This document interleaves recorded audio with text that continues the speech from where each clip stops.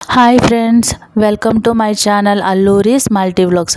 ఈరోజు మన వీడియోలో వచ్చేసి ఒక అద్భుతమైన కారప్పొడి ఎలా చేసుకోవాలో చూపిస్తానండి. ఇటు మనకి టిఫిన్స్లోకి యూజ్ అవుతుంది, దోశల్లోకి, ఇడ్లీలోకి, మనకి అటు కర్రీస్లోకి వేసుకోవచ్చు. ఇంకా ఏదైనా ఫ్రై ఐటమ్స్ ఇలా బెండకాయ ఫ్రై, ఆలూ ఫ్రై ఇలా ఫ్రైస్ చేసుకున్న అందులో కూడా మనము ఈ పొడి అనేది చల్లుకోవచ్చండి.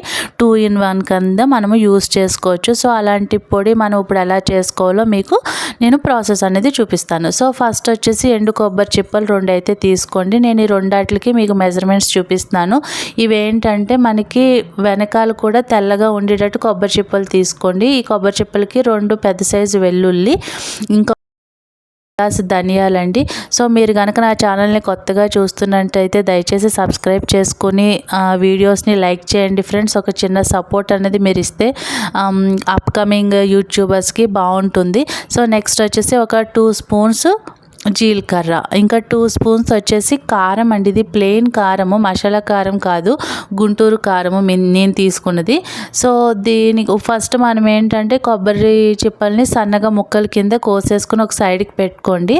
నెక్స్ట్ వచ్చేసి మనము ధనియాలు అనేది వేయించుకోవాలండి. ఎక్కువ అయితే వేయించుకోకలేదు ఫ్రెండ్స్, అసలు వేయించుకోకపోయినా పర్వాలేదు. నేనైతే వేయించను, కాకపోతే మీకు చూపిస్తున్నాను అన్నట్టుగా ఒక్కసారి వేడి చేసి ధనియాలు, జీలకర్ర అనేది పొడి కింద కొట్టుకున్నాను. సో ఇవి ఒక్కసారి వేగా మూకిట్లో వేడికి ఉంచేటప్పుడు మనము ఈ కొబ్బరి చిప్పల్ని ముక్కల కింద కోసుకుని పొడి కింద చేసేసుకోండి. మెత్తటి పొడి కింద మధ్య మధ్యలో చిన్న చిన్న ముక్కలు తగులుతుంటుంటే బాగుంటాయండి. సో అలాగా ముక్కల కింద, అంటే మరీ ఎక్కువ కాదు, మెత్తగా అనేది పొడి కింద చేసుకోండి.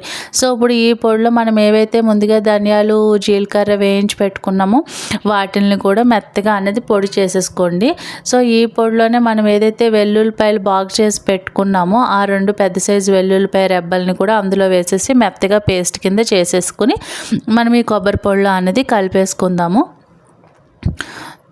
సో ఫ్రెండ్స్, వీడియోస్ చూస్తున్నారు, లైక్ అనేది ఇవ్వండి ఫ్రెండ్స్. మీరు లైక్ ఇవ్వటం వల్ల ఏంటంటే చాలామంది వీడియోస్ చూడటానికి వీలుగా ఉంటుంది. సో అలాగే వీడియోస్ చూసి వెళ్ళిపోతున్నారు, సబ్స్క్రైబ్ కూడా చేసుకోకుండాను. సో దయచేసి సబ్స్క్రైబ్ చేసుకుని ఎంకరేజ్ చేయండి. సో నెక్స్ట్ వచ్చేసి మనం ఏదైతే కారం రెడీ పెట్టుకున్నాం కదా, 2 స్పూన్స్ కారము, ఆ కారం పొడి కూడా వేసుకుని ఈ పొడి అన్నిటికి కలిపి సరిపడా ఉప్పు అయితే వేసుకోండి.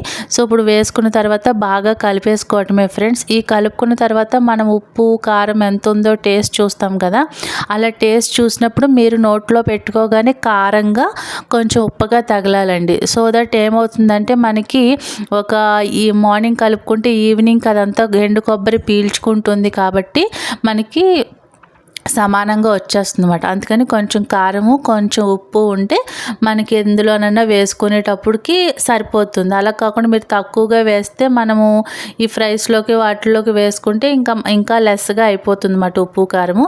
సో ఇదేంటంటే ఒక ఎయిర్ టైట్ డబ్బాలోకి పెట్టేసుకుని మీరు బయట కూడా పెట్టుకోవచ్చండి, ఫ్రిడ్జ్లో పెట్టుకునే పని లేదు. ఎన్ని రోజులైనా కూడా మీకు స్టోరేజ్ అనేది ఉంటుంది.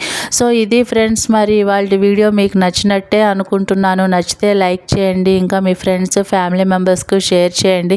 నా ఛానల్ ఇంకా సబ్స్క్రైబ్ చేసుకోకపోతే సబ్స్క్రైబ్ చేసుకుని నన్ను సపోర్ట్ చేస్తారని ఆశిస్తున్నాను. Thank you.